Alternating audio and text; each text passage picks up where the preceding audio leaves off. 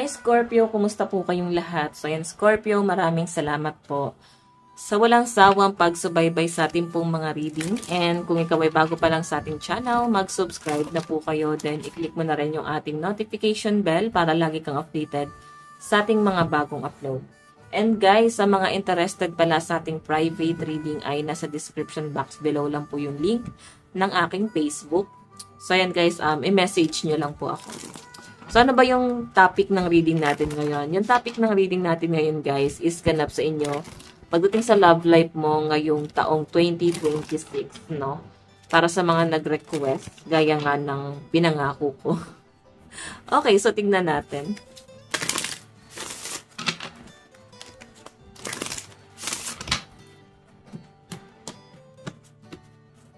Tingnan natin.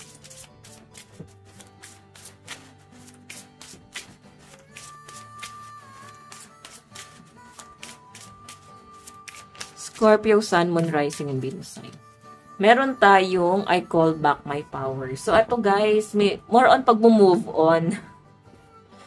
Okay, yung iba naman sa inyo guys, naka-recover, ganon. Or yung iba sa inyo guys, na-recharge. Pwedeng finally natagpuan nyo na yung tamang tao para sa inyo. Worth it yung pag-aantay. Worth it yung parang hindi kayo nagmadali. Ganon yung nakikita ko sa mga Scorpio dito guys, no? And ngayon guys, mas nagiging kayo matured doon sa relasyon.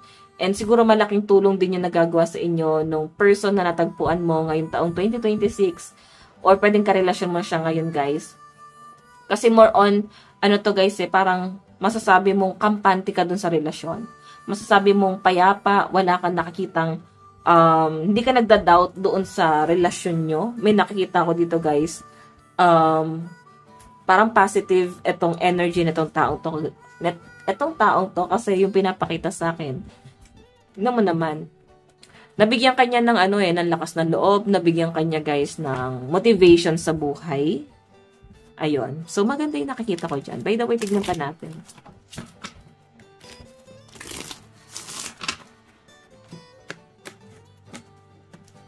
Scorpio, Sun, Moon, Rising, and Venus sign.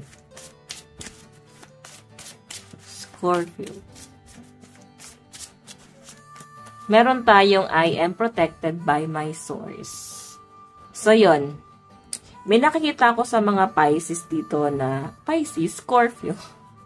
Ayan, Scorpio, baka Pisces yung person nyo. Okay, may nakikita ako sa mga Scorpio dito na parang sobrang protective itong taong to. Nakikita ko guys na parang sa feeling niya, kampante ka, payapa ka, wala kang nafe-feel na insecurity, nararamdaman mo yung sobrang pagmamahal niya, nararamdaman mong hindi mo kailangan mag-alinlangan, hindi mo kailangan ma-insecure sa iba. Ganon kasi yung nabibigay niyang, parang nabe-benefits mo dun sa relasyon. Okay? Yung parang assurance na naibibigay niya para dun sa'yo, sa relasyon yung dalawa. So, nakakatuwa to. Tignan pa natin. Meron tayong, your mind is an altar to source energy. So, yan guys. Ramdam mo din naman daw parang malakas yung spiritual mo Nakikita ko sa inyo guys na malakas yung pakiramdam mo. So, ramdam mo kung lolokohin ka niya or hindi. So, ngayon kasi wala akong nakikitang any doubt, mas naging payapa ka, mas nakakahinga ka ng maayos. Feeling ko na overcome nyo na yung struggle. Siguro nandun na yung parang pagtanggap, nandun na yung parang pagmamahal.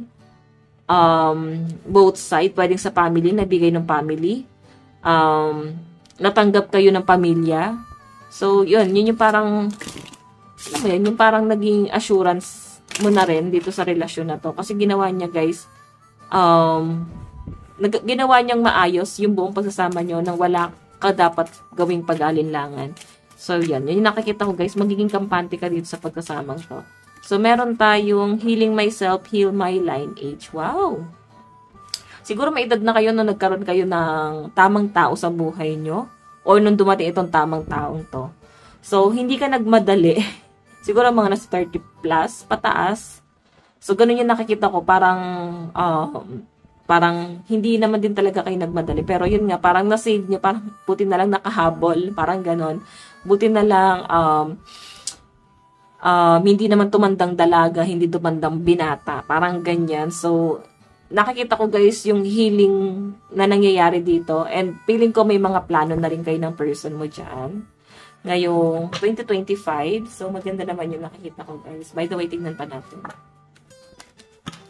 Okay, pagdating sa love life mo sa taong 2026.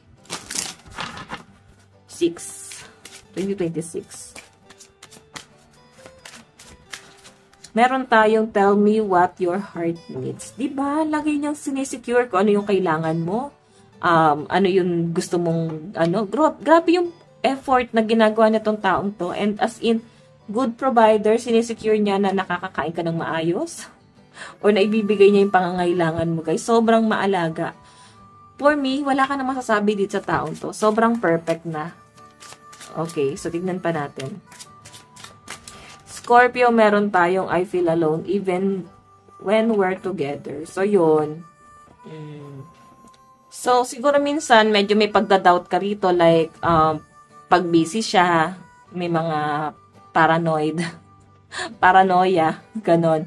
Na-feel mo na parang, hindi mo naman ako naaalala. So, guys, huwag tayo masyadong isip bata, guys. Lalo na kung may trabaho yung person nyo. Pero nakikita ko nga sa inyo, guys. Yun, ayun no. Minsan parang feeling mo hindi mo siya ma-feel, pero siya kasi ginagawa niya yung lahat para kahit papano, ma-provide niya yung pangangailangan mo, parang maramdaman mo na hindi siya nagkukulang para sa'yo. Nakikita ko yung sobrang pagmamahal, sobrang pagkalinga, sobrang na nga eh. Para nang ano siya naging sugar mommy or sugar daddy mo. Ganon nakatindi. Okay, meron tayong your love brings me rump I knew I needed. Diba? Never mo siya nakita kahit kanino. And mapifeel mo din sa taong to. Yung sobrang pag-aalaga. Sobrang pagkalinga. Meron tayong I miss who we used to be. Oh. Magkalayo kayo ngayon siguro. Namimiss mo siya. Ayan no. Feeling ko hindi kayo magkasama. LDR kayo. Or OFW. Kasi nakikita ko rito, namimiss mo siya. Parang gusto mo ulit siya makayakap. Gusto mo ulit siya makasama. And, ayun na, your love has changed my life. So, malaki yung pinagbago mo dahil sa taong to. Malaki yung ginawa niya para lang may mabago sa'yo. Okay? Nakikita ko yung pagiging matured niya. Kasi isipin mo ha, ang hirap kontrolin ng mga Scorpio. Pero nagawa niyang mapagbago ka. Okay? Bago niya yung pananaw mo. Pagdating sa love. Tignan pa natin.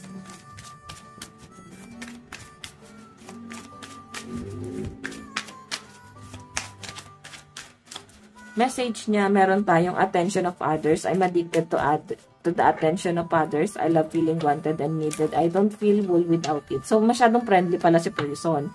So, yan, baka nagiging silosa ka kasi nga nabibigyan mo ng maling interpretasyon. Yon. Feeling ko medyo siloso ka. Ganyan. So, meron tayong have my kids. So, gusto ko na niya guys makasama. Gusto niya na magkaroon ng pamilya, kasama ka, magkaanak, kasama ka.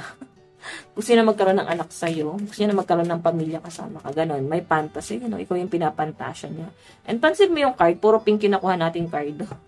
Iba-iba kasi to guys. May blue, may pink na pink. Kaya, no? May violet, di ba? So, ito puro pink siya. So, by the way, feeling ko, malaki na yung yung parang pinapangarap ng person mo para sa future niyung dalawa. As in, ang taas na. Tingnan pa natin.